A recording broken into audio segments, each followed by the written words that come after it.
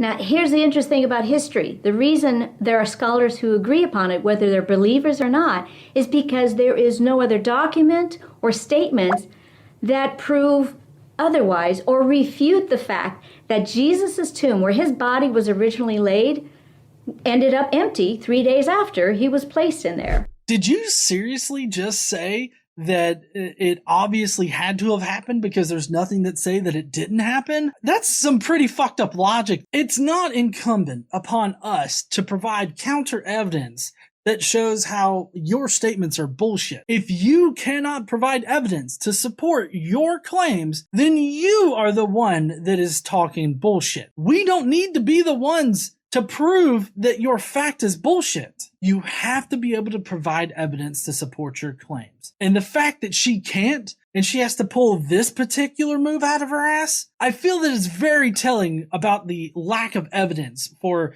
all of the events surrounding Jesus' supposed life. Fact number 9, like fact number 8, there's no documentation that refutes believers and followers of Jesus interacted with Jesus after he had risen. Jesus Christ, this video has fucking Zoom ADHD. And that particular thing, it had it zoomed in on her, zoomed out, and then for some fucking reason it was zoomed in on the top corner and then slowly zoomed out again. It's very visually distracting there, and squirrel, fucking squirrel. It's probably that same squirrel that Brad Harub saw on Monday. I seriously cannot believe that she had to pull the whole, well, there's nothing that says that Jesus' followers didn't follow him. Like, I can't believe she had to use that apologetic or that reasoning yet again for another fact. There's nothing that says that a big dick Tyrannosaurus Rex wasn't walking around Israel, so I guess a big dick Tyrannosaurus Rex was walking around Israel, eating up all of their unleavened bread and shit, because that's how T-Rexes work. So I guess this Tyrannosaurus Rex walking around Jerusalem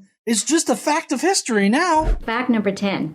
Many scholars agree that the disciples sincerely believed that Jesus had risen from the dead, so much so that they staked their lives upon it. It was a life-changing experience for them. All right, so for this last fact, it's very important to remember that the people that were being martyred for their faith come so long after Jesus supposedly died that they completely and wholly believed in the faith, believed that it was historical. And so obviously it's no problem for them to have died for their faith. That doesn't say anything about the historical nature of their faith. What she's getting at here is that these disciples that we have no evidence of anywhere else in history, they were martyred for their faith. We don't have any evidence that suggests that they were actually martyred for their faith. Of course, she would pull out Acts in order to prove her statements, but Acts is historical fiction.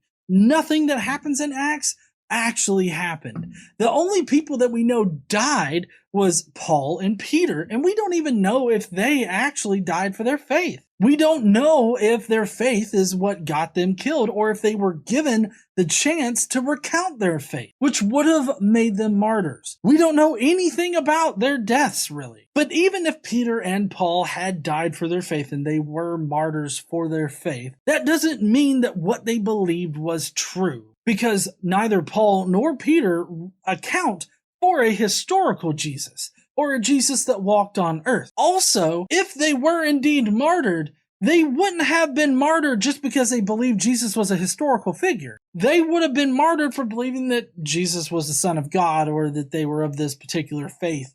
Regardless of what the faith was, they were part of it, so they died. None of that proves that Jesus was a historical person.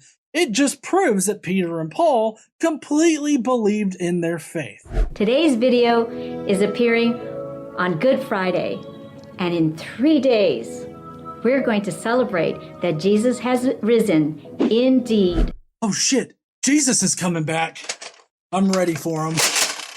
Bring it on, Jesus. I'll take you down. But seriously, can you do math at all? Because it's really just the day after tomorrow. It's not 3 days later.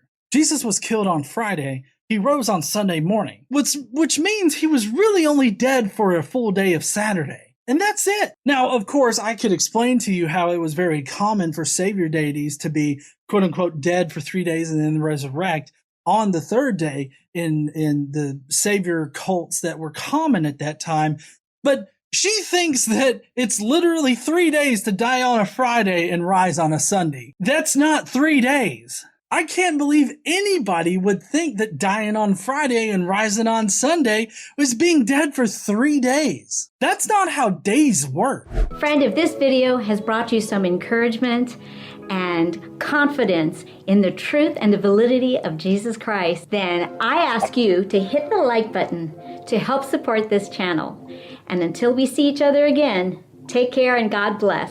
Well, I mean, you didn't convince me, but I do appreciate you putting out your video with your ideas. I am always looking for anybody that can supposedly prove any of these historical facts that you presented. Sadly, though, I was really left wanting with this video. I've got to give this a 2 nails out of 5. I give it 2 because she presents 10 facts, but she doesn't have any evidence behind those facts, and she just provides the Bible as the reasons why you should believe these things are facts. She ambiguously calls to various levels of New Testament scholarship that believes in these facts to be true historical facts. She varies up these levels even within her own video, going from at the beginning saying that all believing and non-believing scholars believe these things, and then at various points throughout the video, she changes that up to most scholars, a fair amount of scholars, some scholars. She's all over the place with how many scholars agree with her position. And she's ambiguous about those that do agree with her position.